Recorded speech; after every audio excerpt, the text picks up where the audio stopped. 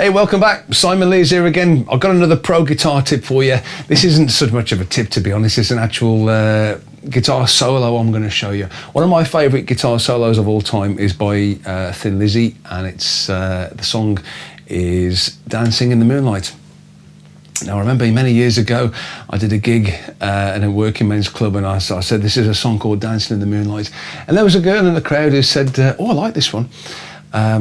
And when they started playing it, she looked a little bit bemused, but it was just after the song by Top Loader came out, and it's obviously got the same name, but did a completely different song. So yeah, that always made me smile. Everybody's forgotten the Top Loader one now, but everybody still remembers the Thin Lizzy one, which is great. That's how it should be. Okay, this is a short, simple solo, this is how I like them. You know, I always feel when I play it, I want to put a little bit more guts into it, if you know what I mean. It's not bland, far from it. I mean, it's a great solo, and that's why I like it, you know. But I always feel like I want to give it a bit extra, so I tend to play it maybe a little bit more aggressively than they do. Anyway, here it is. I'm going to play the whole thing for you, and then we'll break it down. Okay.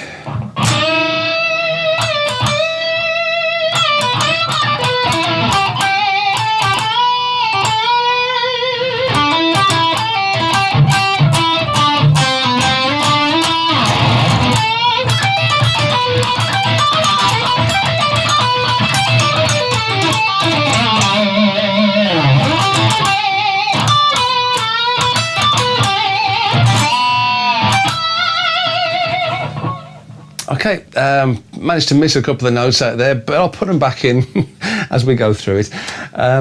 Okay, so it starts off, you'll notice most of the solo is in the same area of the neck. The scale pattern that it seems to sit on top of is this one. So if I do it a bit closer for you. So.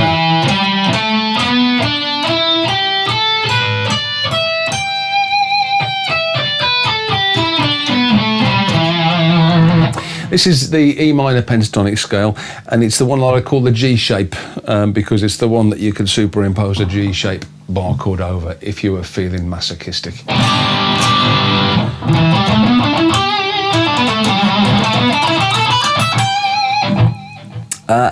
Okay, there's a couple of bits where it moves away from that when it goes into the octave section, but the vast majority of it is just in between the 12th and the 15th frets. So starts off bending up to the root note on the 15th fret on the B string. Always nice if you can get a little bit of vibrato there as well. And top tip, I do like picking down, but if you find you're a little bit heavy-handed and you tend to break strings, then try picking upwards, because that's the way you're bending. But to be honest, yeah, picking down, you just get that little bit of extra. You can kind of hit the strings on the above the target, just to get a little bit of, you know, so you get that sort of, I don't know. This is what I mean when I say put a bit extra into it. You know, make it sound a bit more meaty.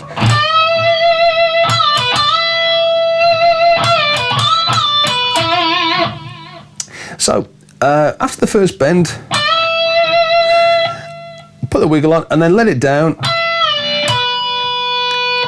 Now, there's two ways you could do that next note. I favour 16 on the G string, because it means that I can keep my third finger on the 15th fret, because I've got to go back to that bend. It repeats. So,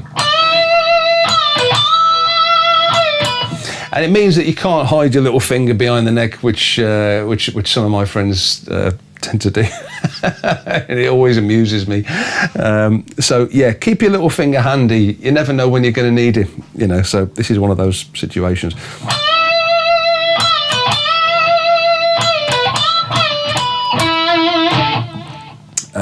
So you got bend with a wiggle, pick it again, let it down, and then that extra note 16 on the G string with your little finger.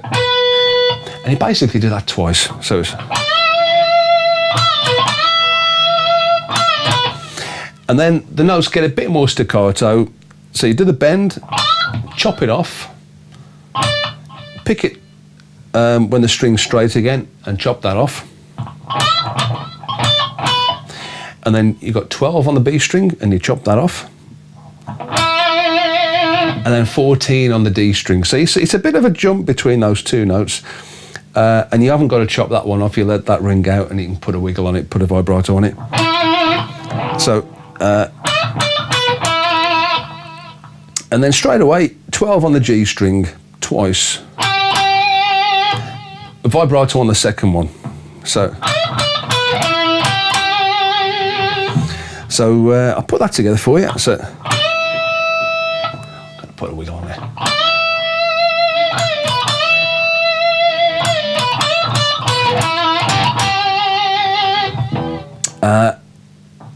Okay, so the next little bit, 14, so this is all on the G string, so you've got 14, 12, back on 14, and then you pick the 14 again, put a bend on it.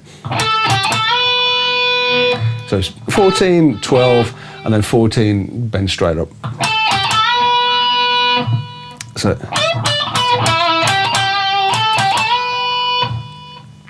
let that ring out, and then you bring it back down again. So it's, and then I'm pulling off to 12. So, and then I'm going back to the 14 and giving that another bend and putting a wiggle on that as well. So,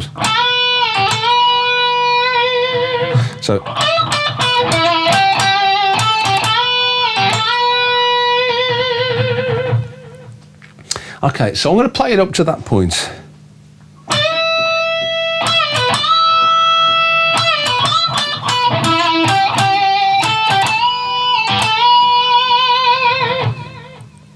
Okay, the next little bit, it's a little bit fiddly because you've got to kind of flip your fingers down to the next string, but stay on the same fret. It's always a little bit fiddly when you've got consecutive notes on the same fret, but you do it by flipping your finger across and, you know, rolling your finger down or rolling your finger up, depending on which way you've got to go. But it's a nice little cool, kind of almost like a jazzy thing, you know.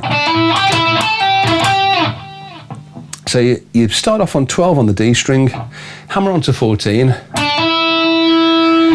then you go down to 12 on the G string, and then come back to 14 on the D. So, and then this is the bit where you've got to roll your finger across, and it's a bit of a fiddle because you've got to roll your third finger down, pick the string, and then pull off to your first finger. Now, the problem you might have is when you roll your finger down and then do the pull-off, I can't do it now, but basically you don't want to hear the D string, the open D string, so you've got to be kind of careful how you roll from the D string to the G string. Don't have your finger too high, you know, so if you do find the D string rings out, you can always use the edge of your thumb, which is a classic way of damping strings above the one that you're playing, you know. So yeah, put that a little bit together. So on the D string, 12 hammer onto 14, and then G12, and then D14. Roll your finger down to G14 and pull off to G12. And then the last little bit, it's just D14, G12. So.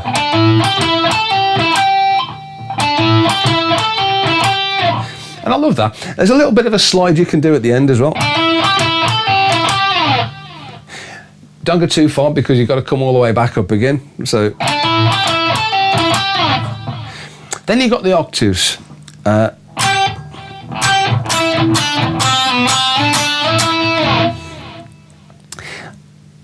I'm hitting a few of these square on. The others I'm sliding from one to the other. So I'm starting off, the spread between my fingers is 3 frets. So I've got my first finger on 12, my little finger on 15. You could use your third finger. Personally, I find that a little bit too much of a stretch. So, and I've got pretty big hands, you know, so my little finger is my favourite one for this. I've talked about octaves before. You use the tip of your first finger to dampen the string above, and the pad of your first finger to dampen the string below.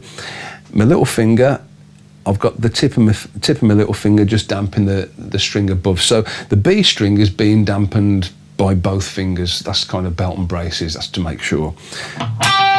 So it means when I strike the strings, the only notes I hear are the G string and the thin E string.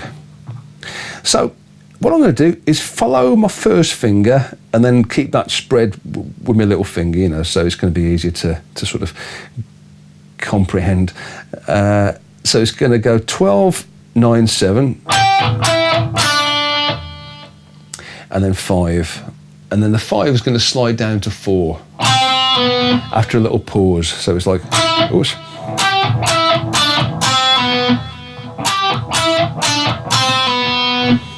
And then coming back up, this is where I'm sort of strumming then sliding. So I've got 5 on the G string, so I'm keeping that stretch, so my little finger's on 8.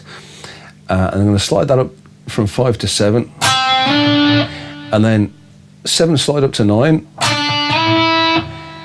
And then just hit the 9 again. And then I'm just going to slide that down again just to say that bit's finished. So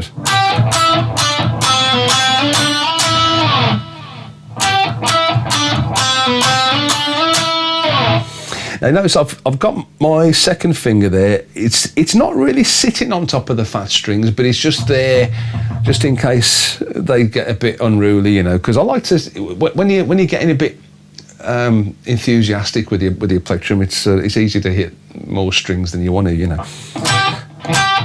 I mean, you can always use your thumb if you want to use your thumb to dampen those fatter strings, or maybe just use your chicken drumstick or the back of your palm to dampen those fatter strings as well. That's another way you can do it, you know, but that's probably the best way, to be honest. That's probably the cleanest way. I'm feeling a bit anything goes today. but yeah, if you want it to sound clean and precise, then that's the way to do it. Right. So I'm going to take it up to that point. That's pretty much the halfway point of the solo. So that's how we're doing for time.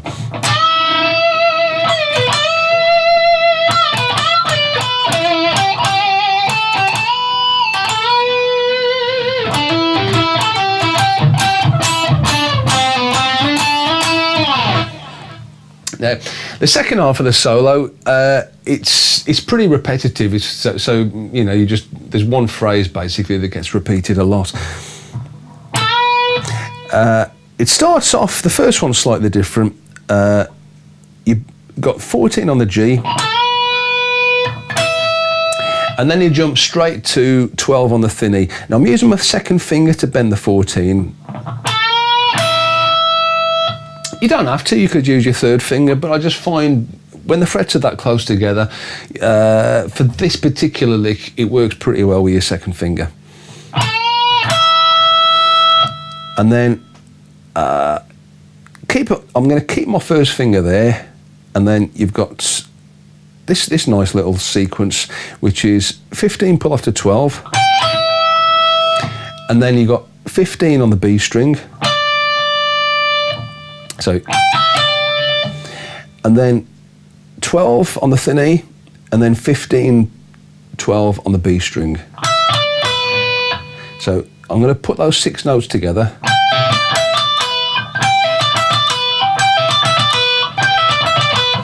So,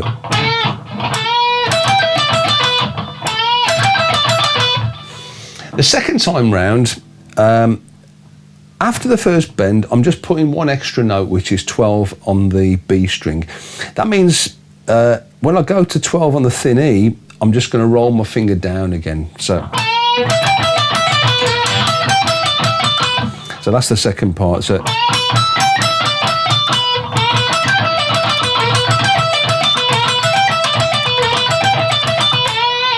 it's a nice lick.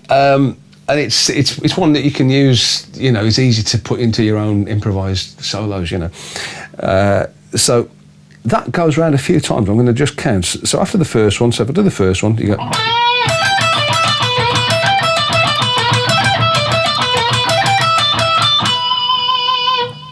So there's 3 times after the first one. And then you carry on down the scale. So I'm just got to think about this now.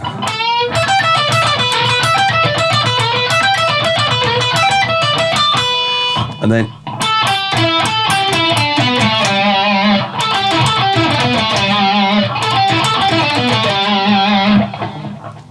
so I've got on the G 14, 12, and then 14 on the D string, and then the same again. And I'm just going to add some extra notes to that. So it's 12 on the D, and then 3 blind mice on the A string, which is 14, 12, 10.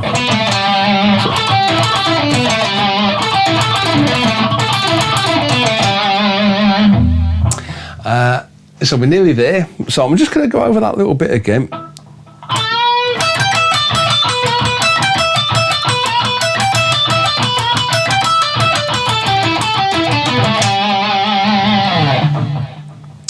Right, the last little bit.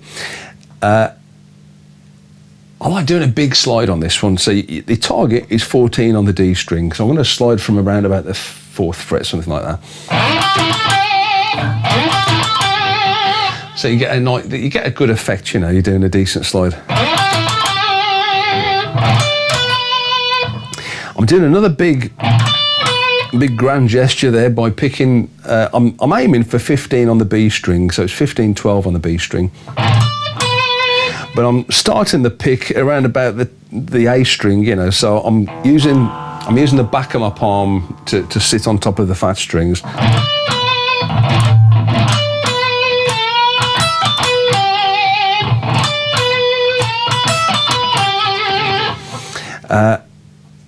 So yeah, so once you've done that little grunty thing, it's 15, 12 on the beat, and then a bit like one of the previous licks where you bend 14 on the G, going to 12 on the B string, and flipping down for the 12 on the thin E string. Couple more notes. We've got 15 on the B, and then 12 on the B, and then I'm just crossing my fingers over and using my second finger to play 12 on the G string.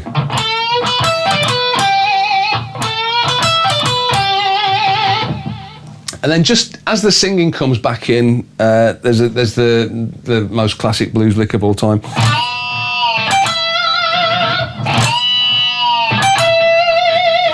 Which is where it goes up to the next shape in the cage sequence.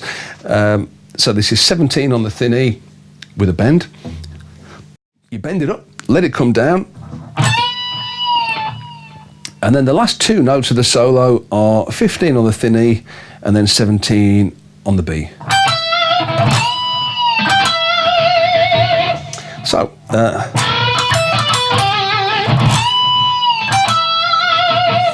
So that's the solo. So I'm going to play it for you. I'm going to do it twice. I'm going to do it slow, and then I'll do it fast. So yeah, so here we go. So the slow version.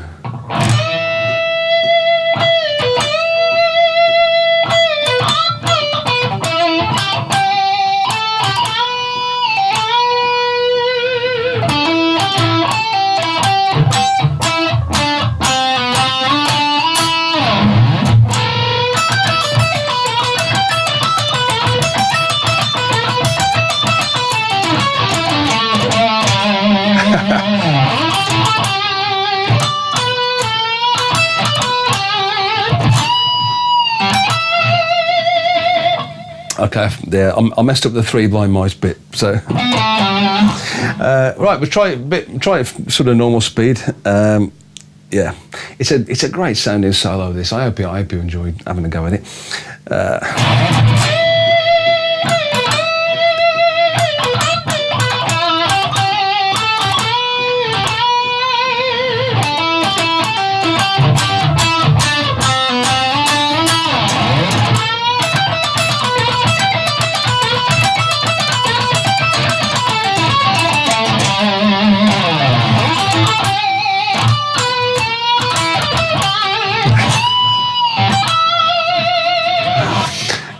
You get the idea. I think what it is, when I get to the Three Blind Mice bit, what I tend to do is instead of hitting 14 on the A string, I've kind of got used to bending the 12th fret to make it sound like the 14, you know, so.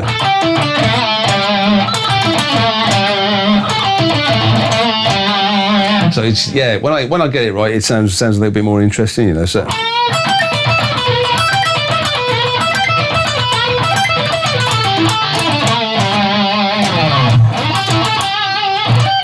Yeah, you get the idea.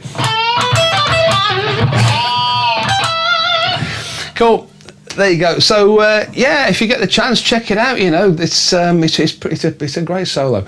I'll have a think of another one that I can talk you through. But anyway, have fun with that, and thanks for watching, of course. And I hope you enjoy me next time. Cheers.